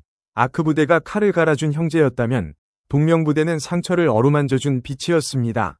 2007년 7월 레바논 남부 티르 지역, 이 이름을 기억하시는 분이 계실지 모르겠습니다. 이스라엘과 헤즈볼라의 충돌이 이 작은 도시를 지옥으로 만들었던 곳이었습니다. 폭격으로 1천여 명의 민간인이 목숨을 잃었고 살아남은 사람들의 삶도 산산이 부서져 있었죠. 건물은 무너져 내렸고 도로는 폭탄 구덩이로 끊겼으며 유일한 병원은 전기가 끊겨 수술실조차 운영할 수 없는 지경이었죠. 학교는 텅 비었고 아이들은 거리를 떠돌았으며 어른들의 눈에는 체념만이 가득했습니다. 이 폐허 위에 유엔 평화유지군으로 350명 규모의 한국 군인들이 도착한 것입니다. 현지에 도착한 첫날, 부대장이 대원들을 모아놓고 한 말이 전해집니다. 우리는 이곳에 전쟁을 하러 온 것이 아니라 평화를 심으러 왔다고. 총구를 주민에게 겨누는 일은 없을 것이며 우리의 무기는 진심이라고 했다는 것이죠. 그런데 이 군인들이 실제로 한 일은 보통 사람들의 상상을 뛰어넘는 것이었습니다. 그들이 가장 먼저 한 일은 총을 내려놓은 것이었습니다. 물론 완전히 무장을 해제한 것은 아니었지만 그들이 마을에 들어설 때 손에 들고 있었던 것은 소총이 아니라 진료 가방이었죠. 매주 5개 마을을 순회하며 진료를 실시했습니다. 내과, 치과, 성형외과, 심지어 수의과까지 마을 사람들의 아픈 곳을 돌보는 것은 물론이고 전쟁통에 다리를 절게 된 염소와 배가 부른 소까지 치료해 주었습니다. 가축은 이 지역 사람들에게 가족이자 재산이었기에 수의 진료는 사람 진료 못지않게 감사받는 일이었습니다. 유엔 레바논 임무단 전체를 통틀어 이동식 치과 진료 차량을 운영한 부대는 동명부대가 유일했죠. 다른 나라 부대들은 엄두도 내지 못한 일이었죠. 치과 장비를 차량에 싣고 비포장도로를 달려 마을 어귀에 세우면 이미 새벽부터 줄이 이어져 있었습니다. 전쟁으로 이가 부러진 노인, 볼이 찢어진 아이, 잇몸이 골마 밤마다 고통에 시달리던 여성들이 줄을 섰고 한국 군의관들은 그 줄이 끝날 때까지 진료를 멈추지 않았습니다. 해가 지고 어둠이 내려도 차량의 발전기를 돌려 불을 밝히고 마지막 환자가 돌아갈 때까지 자리를 지켰죠. 진료만이 아니었습니다. 여성들에게는 재봉교실과 비누 만들기 교실을 열었습니다. 전쟁으로 남편을 잃고 생계를 책임져야 하는 여성들이 적지 않았는데 한국 군인들은 그 여성들이 스스로 먹고 살 수 있는 기술을 가르쳐준 것이죠. 재봉틀 앞에 앉은 여성들의 손놀림이 처음에는 서툴렀지만 몇 주가 지나자 아이 옷을 만들고 커튼을 짓고 이웃에게 팔 수 있는 물건을 생산하기 시작했습니다. 비누 만들기는 더 인기가 많았습니다. 재료비가 적게 들면서도 시장에서 꾸준히 팔리는 상품이었기에 작은 수입이지만 가족을 먹여 살리는데 보탬이 되었죠. 아이들에게는 태권도와 한국어를 가르쳤습니다. 폭탄 소리밖에 듣지 못했던 아이들의 귀에 기합 소리가 채워지기 시작했고 작은 도복을 입은 아이들이 마을 광장에서 앞차기를 연습하는 풍경이 일상이 되었습니다. 안녕하세요. 감사합니다. 사랑합니다. 아이들의 입에서 터져 나오는 한국말에 한국 군인들은 웃었고 그 웃음에 아이들도 따라 웃었죠. 전쟁이 앗아간 웃음이 한국어와 함께 돌아온 것이었죠. 그뿐이 아니었습니다. 도로를 새로 깔았고 정수시설을 세웠으며 재활용 공장까지 지원했습니다. 도로 공사는 특히 의미가 깊었죠. 폭격으로 끊어진 길은 단순히 이동의 불편함을 넘어 마을과 마을 사이의 연결을 끊어버린 것이었기 때문입니다. 길이 없으면 환자를 병원에 데려갈 수 없고 아이들이 학교에 갈 수 없으며 농산물을 시장에 내다 팔 수 없었습니다. 한국 공병대원들은 폭탄이 만들어 놓은 구덩이를 메우고 끊어진 길을 잇고 오염된 물을 깨끗하게 만들어 주었습니다. 길이 뚫리자 마을이 다시 숨을 쉬기 시작했고 물이 깨끗해지자 아이들의 배탈이 멈추었죠. 전쟁이 부순 것을 하나하나 다시 세워 올린 셈이었죠. 동명부대가 현지에서 진료한 주민의 수는 14만 명에 달했습니다. 14만 명이라는 숫자가 얼마나 큰 것인지 체감이 되십니까? 그 지역 전체 인구의 상당수가 한국 군의관의 손길을 거친 것이었고 누군가의 아버지가, 누군가의 어머니가, 누군가의 아이가 한국 군인 덕분에 아픔에서 벗어난 것이었습니다. 그 중에서도 가장 가슴을 울린 장면이 있었습니다. 태어나서 한 번도 소리를 들어본 적 없는 청각장애 어린이 3명이 있었죠. 이 아이들은 새가 우는 소리도, 어머니가 자장가를 부르는 소리도, 바람이 나무를 흔드는 소리도 한 번도 들어본 적이 없었습니다. 한국 군의관들은 이 아이들의 상태를 확인하고 본국과 협력하여 인공아우 수술을 주선했습니다. 수술 후 처음으로 소리를 들은 아이의 눈이 동그랗게 커지던 그 순간 아이는 무슨 일이 벌어지고 있는지 이해하지 못한 채 고개를 이리저리 돌렸고 의사가 손뼉을 치자 화들짝 놀라며 울음을 터뜨렸습니다. 그것은 슬픈 울음이 아니었습니다. 세상의 소리를 처음 만난 아이의 경이로운 울음이었죠. 아이의 어머니는 주저앉아 울었고 한국 군의관의 손을 잡고 놓지 않았습니다. 평생 침묵 속에 갇혀있던 아이에게 세상의 소리를 선물한 것은 폭탄을 떨어뜨린 나라가 아니라 태평양 건너에서 온 한국 군인들이었습니다. 현지 주민들이 동명부대에 붙여준 별명이 있었죠. 신이 내린 선물, 총을 들고 온 군인이 아니라 하늘이 보내준 선물이라고 불렀던 것입니다. 이 별명은 마을에서 마을로, 도시에서 도시로, 국경을 넘어 중동 전역으로 퍼져나갔습니다. 한국이라는 나라가 어떤 나라인지를 이 한마디가 설명해주고 있었습니다. 생각해 보십시오. 중동이라는 땅은 수천 년간 정복자들의 각축장이었습니다. 로마가 왔고, 몽골이 왔고, 오스만이 왔으며, 근대에 들어서는 영국과 프랑스가 자기들 편한 대로 국경선을 그었습니다. 미국은 민주주의를 가져다 주겠다며 폭탄을 떨어뜨렸고, 소련과 러시아는 세력권을 넓히기 위해 무기를 팔았죠. 중동 사람들에게 외부에서 온 군대란 곧 정복자를 의미하는 것이었습니다. 그런데 바다 건너 동쪽에서 온 이 군인들은 달랐습니다. 그들은 아무것도 가져가지 않았죠. 석유를 요구하지 않았고, 기지를 세우지 않았으며, 정치에 간섭하지 않았습니다. 그저 와서 고치고, 가르치고, 웃고, 돌아갔을 뿐입니다. 중동이 수천 년 만에 처음 만난 전혀 다른 종류의 군대였던 것이죠. 하산 교수는 이 모든 이야기를 알고 있었습니다. 역사학자로서 수십 년간 기록을 파헤치고, 증언을 모으고, 논문으로 남겨둔 사람이었으니까요. 서울로 명명식에서 시작된 한국과의 인연은 학문적 관심으로 이어졌고, 그는 중동에서의 한국의 발자취를 누구보다 체계적으로 정리해온 학자였습니다. 그가 테헤란 대학교 강단에서 학생들에게 늘 하던 말이 있었습니다. 미국은 중동에 미사일을 보냈고, 러시아는 무기를 팔았고, 중국은 자원을 가져갔다. 하지만 한국은 의사를 보내고, 선생님을 보내고, 도로를 깔아주는 군인을 보냈다. 학생들이 물었습니다. 한국도 결국 국익을 위해 움직인 것 아니냐고. 하산 교수는 고개를 끄덕였습니다. 그렇다고 어떤 나라든 국익을 위해 움직인다. 그건 비난할 일이 아니라고. 하지만 중요한 건 이익을 추구하는 방식이 다르다는 것이라고. 누군가는 상대를 약하게 만들어서 이익을 얻고, 누군가는 상대를 강하게 만들어서 이익을 얻는다고. 그 차이가 처음에는 작아 보여도 10년이 지나면 강이 되고, 30년이 지나면 바다가 되며, 50년이 지나면 하늘과 땅만큼 벌어진다고. 50년, 반세기라는 시간은 한 사람의 인생 대부분을 차지하는 긴 세월입니다. 하산 교수가 직접 살아온 시간이었습니다. 24살 청년이 74세 노학자가 되기까지 세상은 수없이 뒤집어졌습니다. 1979년 혁명이 있었고, 이라크와의 8년 전쟁이 있었으며, 국제사회의 제재와 고립의 세월이 이어졌죠. 대통령이 바뀌고, 체제가 흔들리고, 경제가 무너지고 다시 일어서기를 반복했습니다. 하지만 이란 사람들의 기억 속에서 한국이라는 이름은 한 번도 지워지지 않았습니다. 건설 현장에서 함께 땀 흘린 2만 명의 청년들, 사막에서 형제가 된 아크부대의 특전사 대원들, 폐허 위에서 청진기를 꺼내든 동명부대의 군의관들, 한국이 중동에 남긴 발자국은 석유 시추 장비의 흔적이 아니라 사람과 사람 사이에 새겨진 온기의 자국이었습니다. 그리고 그 온기가 이제 가장 어둡고 절박한 순간에 다시 불을 지피려 하고 있었습니다. 마치 오래된 화덕의 재 속에 남아있던 불씨가 바람 한 줄기에 다시 타오르듯 50년간 이란 사람들의 가슴 깊이 묻혀있던 한국에 대한 기억이 되살아나고 있었던 것입니다. 폭격이 시작된 지 이틀째 되는 날이었습니다. 이란의 통신 기반 시설 대부분이 파괴된 상태였습니다.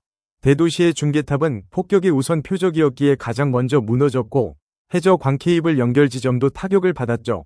하지만 몇몇 지역에서 기적처럼 살아남은 소규모 중계기를 통해 불안정하게나마 연결이 유지되고 있었습니다. 끊어졌다 이어지기를 반복하는 가느다란 실 같은 연결이었습니다. 그 실을 통해 하나의 영상이 퍼지기 시작했죠. 누가 처음 만들었는지는 아무도 모릅니다. 테헤란의 대학생이었을 수도 있고, 이스파한의 직장인이었을 수도 있으며, 시라즈의 고등학생이었을 수도 있습니다. 하지만 분명한 것은 그 영상을 만든 사람이 한국에 대해 매우 잘 알고 있었다는 것이었습니다. 누군가 편집한 3분짜리 짧은 영상이었죠. 처음 장면은 동명부대 군의관이 레바논 어린이를 품에 안아 올리는 모습이었습니다. 아이는 울고 있었고 군의관은 환하게 웃고 있었습니다. 이어서 이동식 치과 진료 차량 앞에 길게 줄 선 현지 주민들, 태권도복을 입은 아이들이 일제히 기합을 넣는 모습, 아크부대원이 현지 군인과 어깨동무를 하고 카메라를 향해 손을 흔드는 장면이 이어졌죠. 마지막은 오래된 흑백 사진이었습니다. 1970년대 사막 한가운데서 한국 건설 노동자들이 우물을 파고 있는 장면. 그들의 얼굴은 모래먼지로 뒤덮여 있었지만 웃고 있었습니다. 영상 위에는 누군가 아랍어와 페르시아어로 자막을 붙여놓았습니다. 이것이 한국의 군대입니다. 총 대신 청진기를 들었습니다. 그 영상 바로 옆에 또 다른 영상이 나란히 올라왔습니다. 러시아 대사관 직원들이 황급히 차에 오르는 장면이었죠. 양복 재킷도 걸치지 못한 채 달리는 사람, 서류 가방을 떨어뜨리고도 주울 생각을 하지 못하는 사람, 차문이 닫히기도 전에 출발하는 차량, 중국 대사관 문이 굳게 닫힌 채 아무도 나오지 않는 장면, 그리고 결국 양국 대사관 모두 텅 빈 채 버려진 장면이었습니다. 깃발도 내리지 않고 현지 직원에게 인사도 하지 않고 도망친 것이었습니다. 두 영상이 나란히 재생되는 화면, 대비가 잔인할 만큼 선명했습니다. 한쪽에는 어린이를 안아주는 한국 군인이, 다른 한쪽에는 도망치는 동맹국 외교관이 있었습니다. 한쪽에는 이를 치료해주는 군의관이, 다른 한쪽에는 짐도 챙기지 못하고 달아나는 대사관 차량이 있었죠. 한쪽에는 50년간 이어진 형제의 기록이, 다른 한쪽에는 12시간 만에 배신한 동맹의 민낯이 있었습니다. 누가 진짜 친구이고 누가 가짜 동맹인지 어떤 해설도, 어떤 분석도, 어떤 논평도 필요 없는 장면이었죠. 이 영상을 본 이란 사람들의 반응은 격렬했습니다. 분노가 먼저 왔고 슬픔이 뒤따랐으며 그리고 마지막에는 묘한 감사의 감정이 밀려왔다고 합니다. 배신한 자들에 대한 분노, 버림받은 자신들에 대한 슬픔, 그리고 그 모든 배신과 도망 속에서도 한국이라는 이름이 남아있다는 사실에 대한 감사. 사람들은 영상을 보고 또 보았고 가족에게 보내고 이웃에게 보내고 연결이 되는 모든 사람에게 퍼뜨렸습니다. 그때부터 놀라운 일이 벌어지기 시작했습니다. 그 누구도 예상하지 못한, 어떤 정치 분석가도, 어떤 군사 전략가도, 어떤 외교 전문가도 예측할 수 없었던 일이었죠. 사람들이 종이에 태극기를 그리기 시작한 것입니다. 빨간색 물감을 구할 수 없는 사람은 벽돌 가루를 물에 개었었고, 파란색이 없는 사람은 볼펜으로 수십 번을 덧칠했습니다. 집 창고에서 페인트통을 들고 나온 사람도 있었고, 아이의 색연필을 빌린 어머니도 있었습니다.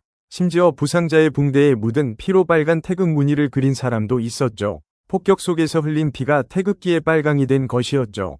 완벽한 태극기는 하나도 없었습니다. 비율이 맞지 않았고 네모소리의 궤 순서가 뒤바뀌어 있었으며 어떤 것은 빨강과 파랑의 위치가 반대였습니다. 태극 무늬가 동그라미가 아닌 타원형인 것도 있었고 궤가 3개뿐인 것도 있었죠. 하지만 그것이 중요했을까요? 태극기의 정확한 규격은 중요하지 않았습니다. 중요한 것은 단 하나였습니다. 9천만 국민이 절망의 한복판에서 폭격의 포화 속에서 동맹의 배신을 당한 직후에 그럼에도 불구하고 기억해낸 이름이 대한민국이었다는 사실. 그것만으로 충분했습니다. 하산 교수도 그 물결 속에 있었습니다.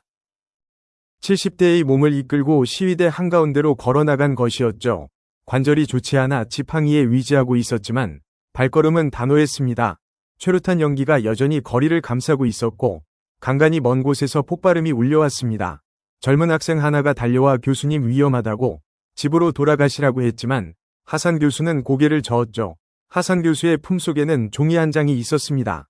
전날 밤 책상 앞에 앉아 떨리는 손으로 그린 태극기였습니다. 돋보기를 쓰고 오래된 백과사전에서 태극기 그림을 찾아 펼쳐놓고 한 획 한 획 정성스럽게 그린 것이었죠. 빨강이 조금 삐뚤었고 파랑이 살짝 번졌지만 50년간 가슴에 품어온 기억을 온 힘을 다해 종이 위에 옮긴 결과였습니다. 하산 교수가 그 종이를 머리 위로 들어 올렸습니다. 두 팔이 떨렸지만 포기하지 않았죠. 74년을 살아온 삶의 무게가 양 어깨를 짓눌렀지만 그보다 더 무거운 것이 가슴 속에 있었습니다. 50년간 간직해온 기억의 무게, 그리고 이 순간 이 거리에 서야 한다는 확신의 무게가 늙은 발을 하늘로 밀어 올렸습니다. 그리고 외쳤죠. 갈라진 목소리였지만 또렷했습니다. 우리는 정복자를 원하지 않소. 우리는 친구를 원하오. 주변 사람들이 하나둘 멈춰서서 백발의 노학자를 바라보았습니다. 누군가의 휴대전화가 그 장면을 포착했습니다. 최루탄 연기가 뿌옇게 깔린 거리 한가운데 백발의 노인이 떨리는 두 팔로 태극기를 하늘 높이 치켜든 모습이었죠. 주름진 얼굴 위로 눈물이 흐르고 있었지만 눈빛만은 50년 전 서울로 명명식에서 한국 청년을 바라보던 그 젊은 학자의 것과 똑같았습니다. 포기하지 않는 눈. 아직 이 세상에 믿을 수 있는 것이 남아있다고 말하는 눈이었습니다. 그 영상이 퍼지는 데는 오래 걸리지 않았습니다. 이란 전역으로 해외에 흩어져 있는 수백만 이란인 커뮤니티로 그리고 전 세계 사회관계망 서비스를 통해 번져나갔죠. 백발의 노학자가 폭격 속에서 태극기를 든 한 장의 이미지가 수백만 명이 화면 위에 떠올랐고 그것을 본 사람들의 가슴에 무언가가 타오르기 시작한 것입니다. 새벽 5시, 하늘이 채 밝기도 전이었습니다. 서울로의 발소리가 울리기 시작했습니다. 처음에는 수십 명이었죠. 인근 주민 몇몇이 3355 걸어온 것이었죠. 어둠 속에서 서로의 얼굴을 확인하며 말없이 고개를 끄덕이며 나란히 서는 것으로 연대를 표현했습니다. 해가 뜨면서 수백 명이 되었습니다. 먼 동네에서 걸어온 사람들, 차가 없어 2시간을 걸은 사람들, 아이를 업고 온 어머니들이었죠. 다리를 절뚝이는 노인이 손자의 어깨에 기대어 왔고 붕대를 감은 부상자가 한 손에 청원서를 들고 왔습니다. 폭격으로 집을 잃은 가족이 임시 대피소에서 걸어 나와 합류했고 가게 문을 닫은 상인이 앞치마도 벗지 않은 채 달려왔습니다. 아침 7시를 넘기자 수천 명으로 불어났죠. 더 이상 걸어서는 감당할 수 없는 거리에서 오는 사람들이 트럭 짐칸에 올라타고 버스를 얻어 타고 어떻게든 서울로를 향해 모여들었습니다. 그리고 아침 8시가 되었을 때 서울로와 그 인근 도로는 사람들로 빼곡히 들어찼습니다. 수만 명이었죠. 위에서 내려다보면 거리가 보이지 않을 만큼 빽빽한 인파였습니다. 놀라운 것은 이 군중 속에 폭력이 없었다는 것입니다. 분노도, 약탈도, 파괴도 없었습니다. 다른 나라 시위에서 흔히 볼 수 있는 화염병도, 뒤집어진 차량도 없었습니다. 사람들은 조용했죠. 울고 있는 사람은 있었지만 소리 지르는 사람은 없었습니다. 그것은 분노의 시위가 아니라 간청의 행렬이었습니다. 그런데 여러분, 이 장면에서 가장 소름 돋는 것은 사람의 숫자가 아니었죠. 사람들의 손에 들려있는 것이었습니다. 청원서, 한 장 한 장 손으로 쓴 청원서가 수만 명이 손에 들려 있었던 것입니다. 어떤 사람은 A4 용지에 깨알 같은 글씨로 적었고 어떤 아이는 학교 공책을 뜯어 적었습니다. 과자 포장지 뒷면에 쓴 것도 있었고 병원 처방전 여백에 빽빽이 적어 넣은 것도 있었습니다. 신문지 귀퉁이를 잘라 쓴 것, 화장지에 볼펜으로 꾹꾹 눌러 쓴 것, 아이가 그림 그리던 도화지에 쓴 것까지 종이조차 구할 수 없었던 사람은 자기 손바닥에 적었습니다. 왼손 바닥에 빼곡하게 한 글자도 빠뜨리지 않고 적은 것이었습니다. 내용은 모두 같은 곳을 향하고 있었죠. 대한민국 정부에게 보내는 편지였습니다. 우리는 미국도 러시아도 중국도 믿지 않습니다. 오직 한국만이 우리를 다시 세울 수 있겠습니까? 재건군을 보내주십시오. 정복자가 아닌 친구를 보내주십시오. 미사일이 아닌 청진기를 보내달라는 것이었습니다. 이 청원의 가장 놀라운 점이 무엇이었는지 아십니까? 어떤 정당도 지시하지 않았습니다. 어떤 시민단체도 조직하지 않았습니다. 어떤 종교 지도자도 설교단에서 언급하지 않았고 어떤 언론도 보도하지 않았죠. 사회관계망 서비스에서 해시태그가 돈 것도 아니었고 누군가 전단지를 돌린 것도 아니었습니다. 9천만 국민 중 수만 명이 아무런 지시 없이 각자의 집에서 종이를 들고 나와 같은 이름을 부르며 같은 거리에 모인 것이었습니다. 마치 철새가 약속 없이도 같은 방향으로 날아가듯 이란 시민들은 본능처럼 서울로를 향해 걸었죠. 역사학자들이 후에 이 사건을 이란 역사상 가장 경이로운 자발적 시민운동이라고 기록하게 되는 이유가 바로 이것이었죠. 서울로의 한쪽 끝에 한국 임시연락소가 있었습니다. 본래 소규모 영사 업무를 처리하던 작은 사무실이었는데 그 앞에 청원서 뭉치가 산처럼 쌓이기 시작했습니다. 시민대표 몇 명이 떨리는 손으로 그 종이 뭉치를 연락소 직원에게 건넸죠. 직원은 한아름 가득한 종이 뭉치의 무게에 놀랐고 그 종이 한 장 한 장에 담긴 간절함의 무게에 2번 놀랐습니다. 맨 위에 놓인 종이 한 장, 거기에는 삐뚤빼뚤하지만 정성스럽게 그린 태극기가 있었고 그 아래에 페르시아어로 이렇게 적혀 있었습니다. 감사합니다 대한민국. 50년 전에도 그리고 앞으로도 연락소 직원이 후에 증언한 바에 따르면 청원서 뭉치를 받아든 순간 손이 떨렸다고 합니다.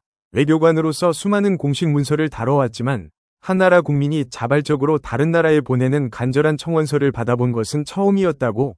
그 종이 뭉치의 물리적 무게는 얼마 되지 않았지만 거기에 담긴 마음의 무게는 측량할 수 없는 것이었다고 했습니다.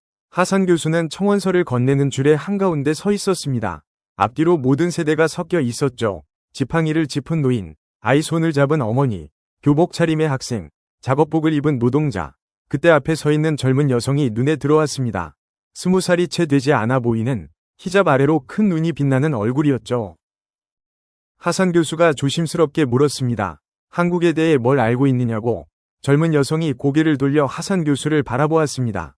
그리고 담담하게 대답했습니다. 할머니한테 들었다고. 어렸을 때 동네에 한국 사람들이 있었다고. 더운 날에도 물을 먼저 일한 아이들에게 주셨다고. 할머니가 늘 말씀하셨다고. 그 사람들은 우리한테 아무것도 요구하지 않았다고. 그래서 자기는 한국이 좋은 나라라는 걸 알고 있다고. 하산 교수는 아무 말도 할 수 없었습니다. 목이 메어서가 아니었습니다. 아니, 목이 메어서이기도 했지만 그보다 더 깊은 감동이 가슴을 짓누르고 있었기 때문입니다. 50년 전이 물 한 잔이었습니다. 섭씨 50도가 넘는 사막에서 자기도 목이 말랐을 한국 청년이 먼저 일한 아이에게 물을 건넨 것, 수통의 물이 절반도 남지 않았을 텐데 자기가 마시기 전에 옆에 서 있던 일한 아이에게 먼저 내밀었던 것, 그것은 당시에는 아무런 의미도 없어 보이는, 기록에도 남지 않는, 역사책에 실리지도 않을, 누구에게도 칭찬받지 못할 작은 행동이었습니다. 하지만 그 물 한 잔을 받은 아이는 어른이 되어 자기 딸에게 이야기했고 그 딸은 또 자기 딸에게 이야기했습니다. 할머니에서 어머니로, 어머니에서 딸로 세 세대를 건너 전해진 물 한 잔의 기억이 50년이 지난 지금 폭격과 배신의 한복판에서 태극기를 그리게 만든 것이었습니다.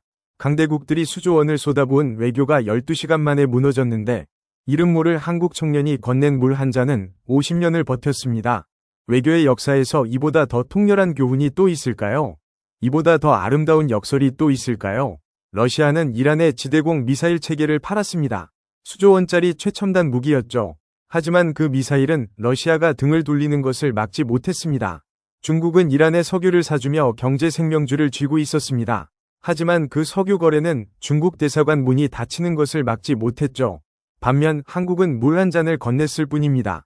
그런데 그 물 한 잔이 세 세대의 기억을 관통하여 9천만 명이 마음에 태극기를 새겨놓았습니다. 무기와 석유와 돈으로 쌓은 관계가 모래성이었다면 물 한 잔과 땀 한 방울로 쌓은 관계는 바위였던 셈이었습니다. 청원 소식은 태평양을 건넜죠. 이란에서 한국까지 직선거리로 6,000km가 넘는 거리였습니다. 하지만 간절함에는 거리가 없었습니다. 사막 위의 외침이 바다를 건너 한반도의 심장부까지 닿는 데는 그리 오랜 시간이 걸리지 않았죠. 한국 외교부 중동과에 긴급 전문이 도착한 것은 이란 현지에서 청원서가 접수된 지 3시간 만이었습니다. 전문의 내용은 간결했지만 그것을 읽은 외교관들의 표정은 결코 간결하지 않았습니다. 중동과장은 전문을 읽고 또 읽었고 세 번째 읽을 때는 안경을 벗고 눈시울을 눌렀다고 합니다. 서울 지하 깊은 곳, 유사시를 대비해 건설된 이 나라에서 가장 안전하고 가장 비밀스러운 회의실에 대한민국의 가장 중추적인 인물들이 긴급히 소집되었습니다. 대통령, 외교부 장관, 국방부 장관, 국가안보실장, 합참의장, 5사람이 하나의 테이블을 둘러쌌습니다. 테이블 위에는 2가지 자료가 놓여 있었습니다. 하나는 이란 현지에서 전송된 사진들이었죠. 서울로를 가득 메운 인파, 태극기를 머리 위로 치켜든 사람들, 손바닥에 청원서를 적은 시민, 최루탄 연기 속에서도 자리를 지키는 노인과 아이들의 모습이었습니다. 사진 한 장 한 장이 1000마디 말보다 무거웠습니다. 다른 하나는 청원서 번역본이었죠. 페르시아어 원문 옆에 한글 번역이 나란히 적혀 있었죠. 첫 장의 내용은 이러했습니다. 우리가 원하는 것은 50년 전 사막에서 우리와 함께 땀 흘렸던 그 나라입니다. 총 대신 연장을 들었던 그 나라입니다. 회의실에 잠시 침묵이 흘렀습니다. 그 침묵은 망설임이 아니라 무거움이었습니다. 국가안보실장이 먼저 입을 열었죠. 현지 정보를 종합한 결과 순수한 시민 자발 운동으로 확인되었다고 보고했습니다. 어떤 외부 세력의 개입도, 어떤 정치적 조직의 기획도, 어떤 종교단체의 지시도 포착되지 않았다는 것이었죠. 위성정보, 통신감청, 현지 자산 보고를 교차 검증한 결론이었습니다. 9천만 국민의 진심이라는 결론이었습니다. 외교부 장관이 뒤를 이었죠. 서울로의 집결한 인원만 최소 수만 명이며 이란 전국 주요 도시에서 유사한 집회가 동시다발적으로 발생하고 있다고 했습니다. 이스파한에서, 시라즈에서, 타브리즈에서, 마슈아드에서 총합하면 수십만 명에 이를 것으로 추산되며 이란 근대사에서 전례가 없는 규모라는 말을 덧붙였습니다. 외교부 장관의 목소리가 떨렸습니다. 30년 외교관 생활에서 이런 보고를 한 적이 없다고 했죠. 국방부 장관이 테이블 위에 사진을 한 장 집어 들었습니다. 하산 교수의 사진이었습니다. 백발의 노학자가 최루탄 연기 속에서 태극기를 든 그 사진. 국방부 장관이 무거운 목소리로 말했습니다. 이란 국민이 전 세계에서 오직 한국만을 부르고 있다는 사실. 이것은 50년간의 외교와 민간 교류가 만들어낸 자산이라고 했습니다. 돈으로 환산할 수 없는 자산이며 어떤 무기 수출 계약보다 어떤 자원 확보 협정보다 귀중한 것이라고, 만약 이 순간 외면한다면 돌이킬 수 없는 타격이 될 것이라고 덧붙였습니다. 50년을 쌓아올린 신뢰가 하루아침에 무너질 수 있으며 한번 무너진 신뢰는 다시 50년을 들여도 쌓을 수 없다는 경고였습니다. 합참의장이 고개를 끄덕이며 받았죠. 아크 부대와 동명부대 운용 경험이 10년 넘게 축적되어 있으며 인도적 재건 작전에 필요한 역량과 노하우를 충분히 보유하고 있다고 보고했습니다. 위료, 공병, 민사 작전 분야에서 세계 최고 수준의 실전 경험을 갖추고 있고 현지 문화와 언어에 능통한 인력도 확보되어 있다고 했습니다. 군사적 준비는 완료되어 있다는 뜻이었죠. 5사람의 시선이 자연스럽게 한 곳으로 모였습니다. 대통령이 천천히 자리에서 일어섰습니다. 대통령이 입을 열었죠. 대한민국이라는 나라가 어떻게 세워졌는지 기억하느냐고 물었습니다. 70년 전 우리는 전쟁의 잿더미 위에 서 있었다고 했습니다.